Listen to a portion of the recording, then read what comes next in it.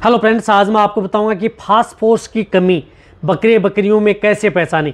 यदि आप अपने बकरे बकरियों में यदि फास्फोरस की कमी हो चुकी है तो आपको उसको पहचानना चाहिए। किस तरह के सिम्टम्स आपके बकरे बकरियों या भेड़ में देखने को मिलेंगे, उसके बिना बकरी पालन करना असंभव है।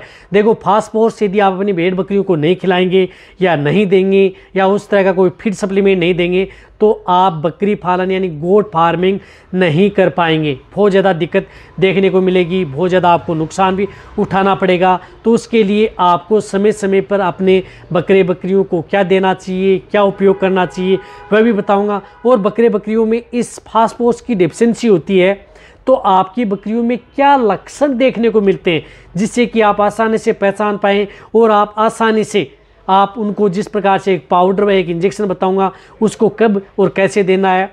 तो आज की वीडियो ज़रूर लंबी हो सकती है, लेकिन स्किप करके मैं देखना, पूरा देखना।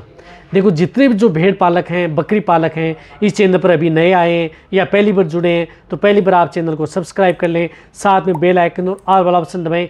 आपको पता है कि इस चैनल पर सही, सटीक और साइंटिफिक मेथड से आपको जानकारी दी जाती है ताकि आपकी भेड़ बकरियों में किसी भी तरह का कोई भी नुकसान देखने को न मिले।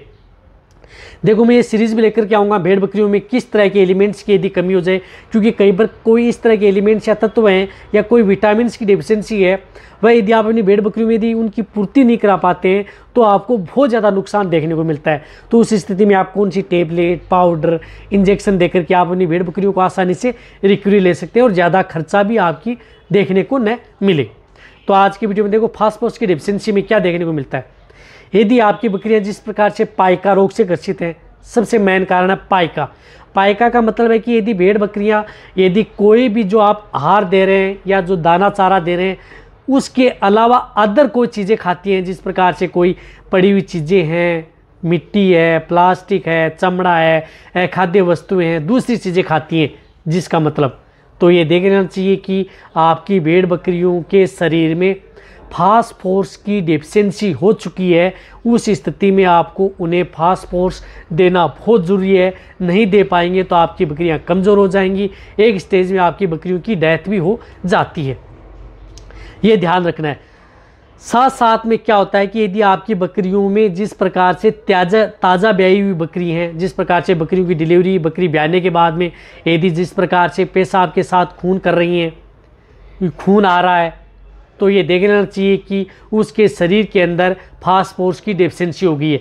यानी यूरिन के साथ यदि खून आ रहा है तो आप ये समझ लेना चाहिए कि बकरियों में फास्फोरस की डेफिशिएंसी हो चुकी है।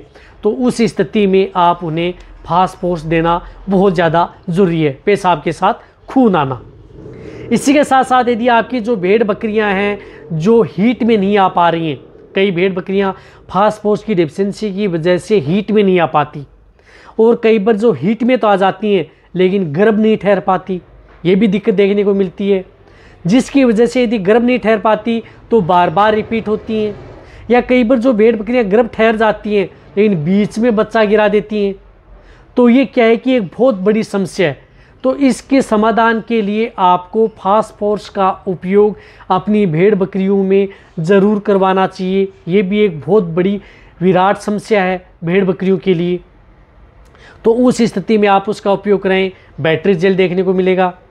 इसी के साथ साथ यदि आपकी भेड़ बकरियों में जिस प्रकार से दूध की कमी हो गई है, जो भेड़ बकरियों में कई बार दूध नहीं बढ़ पाता, दूध की कमी हो गई या दूध की बुखार हो गई, मिल्क फ्यूर हो गया, यानी दूध की बुखार होना, टेम्परेचर का डाउन चला जाना, यानी बकरी का जो सामान्य तापमान है उसका तापमान से नीचे चला जाना, ये देखना चाहिए कि बकरियों में फास्फोरस की डेफिशिएंसी हो चुकी है।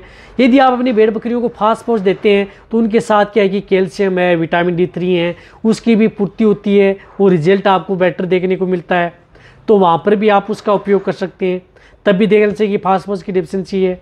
इसी तरह से यदि भेड़ बकरियां कोई दाना मिश्रण या चारा नहीं खा रही हैं, इसी के साथ साथ भेड़ बकरियां जिस प्रकार से खाना पीना नहीं खा रही है, भूख नहीं लग रही है, कीटोसिस डिजीज या इंडाइजेशन से संबंधित कोई दिक्कत हो गई है, यानी पाचन काम नहीं करा, भूख नहीं लग रही है, तो भी आप अपनी भेड़ बकरियों में उनका उपयोग करा सकते हैं। तो इसके लिए आपको क्या करना है, इस तरह के उपयोग के लिए आप जिस प्रकार से एक तो सोडाफोस पाउडर का उपयोग कर सकते हैं, जो आपको दिख रहा है सोडाफोस पाउडर जेनेक्स का आता है, जिसके अंदर साल्ट आता है सोडियम एसिड फॉस्फेट।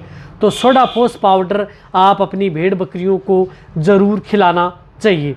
सोडाफोस पाउडर आप अपनी भेड़ बकरियों को 10 ग्राम दे सकते हैं। यदि भेड़ बकरियों में इस तरह की दिक्कत है तो 10 ग्राम पाउडर आप अपनी भेड़ बकरियों को जो भी यदि दाना मिश्रण दे रहे हैं उसमें मिला करके आप लगातार 10 दिन, 15 दिन, 20 दिन कंटिन्यूटी आप अपनी भेड़ बकरियों को खिलाएं।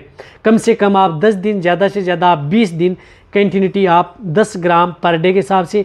ज़्यादा बॉडी वेट है, वज़न ज़्यादा है तो आप 15 ग्राम।